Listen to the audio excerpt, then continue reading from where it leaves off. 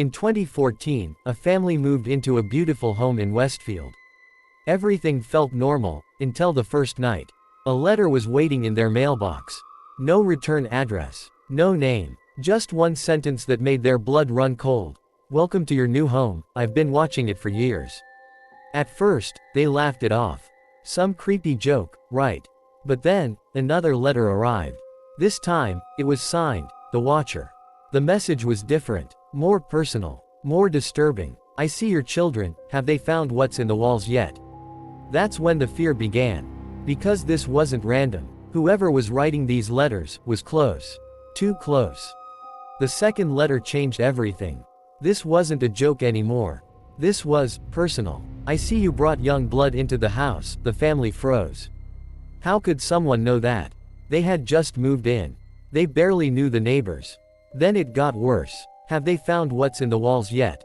Walls. What did that even mean?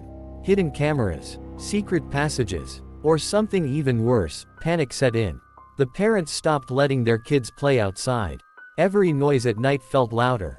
Every shadow, suspicious. They called the police. An investigation started. But there was one terrifying problem: no fingerprints. No cameras. No suspects. It was like the Watcher didn't exist. Then a third letter arrived. And this time, it proved one thing: whoever was watching them was closer than they ever imagined. The third letter arrived just days later. But this time, there was something different. It wasn't just watching anymore. It was tracking them. "I see you moved the furniture. I see where you sleep." The family went silent. No one had been inside the house. No one. So how did he know? Every room suddenly felt unsafe. The walls, the ceilings, even the floors. Then came the line that broke them completely: "I am pleased to know your names now, and the names of the young blood." No one had told anyone their children's names. They hadn't posted anything online. They kept everything private. So there was only one explanation left: someone close. Watching. Listening. Waiting. The police started investigating the neighbors. One by one, everyone became a suspect. But the scariest part: the Watcher knew about that too. Who has the rooms facing the street? Who watches you from the second floor? It felt like a game. A sick, twisted game. And they were losing. Because now, they weren't just scared of the house. They were scared of everyone around them. The police finally had a lead. A neighbor. He lived just a few houses away, in Westfield. Quiet. Strange. Always watching. His name was Michael Langford. And people said, something wasn't right about him. He spent most of his time inside. Rarely spoke to anyone. But his house, it had a perfect view of theirs. Police questioned him, but his answers were off. At one point, he allegedly asked, "What's going on with that house?" Like he didn't know, or like he knew too much. The family felt it instantly. This had to be him. It made sense. But then, everything fell apart. There was no proof, no fingerprints, no letters traced back to him.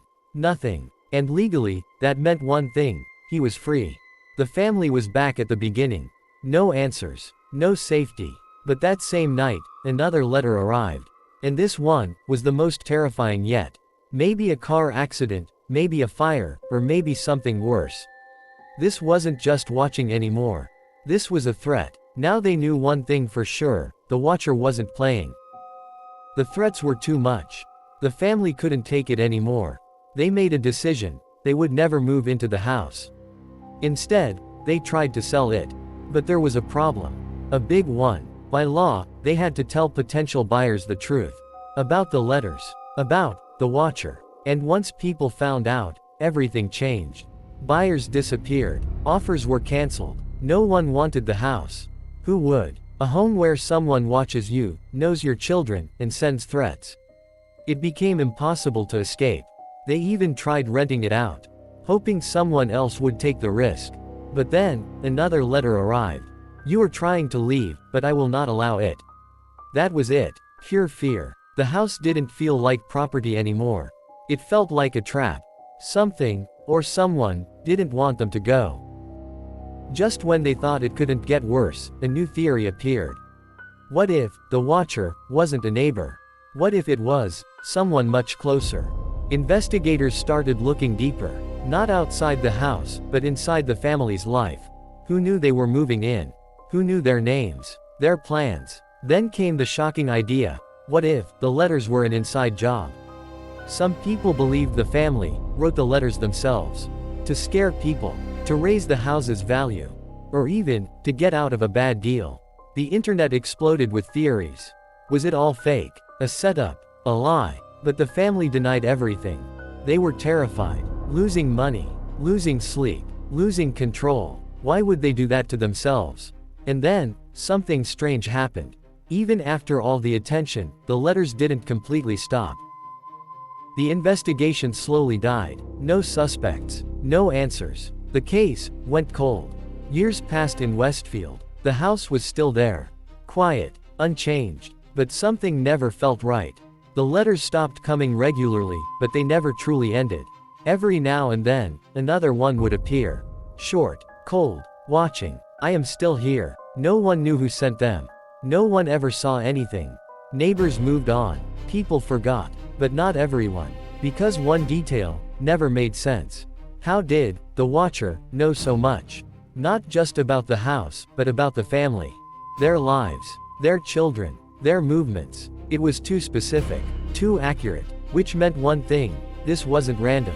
Whoever it was had been watching for a long time. Maybe even before they moved in. And maybe they never stopped. The house was eventually sold. Years later. To a new family. No letters. No warnings. Just a normal sale. Life went on. But the truth, it was never found. No one was ever arrested. No one confessed. No evidence. The watcher was never identified. And that's what makes this story terrifying. Because it means one thing: whoever was watching got away. Some believe it was a neighbor. Some think it was all a lie. Others say it was something much darker. Something that didn't need to be seen to be there. And even today, in Westfield, that house still stands. Quiet, ordinary. But if you walk past it at night, you might feel it. That strange feeling that someone is looking at you.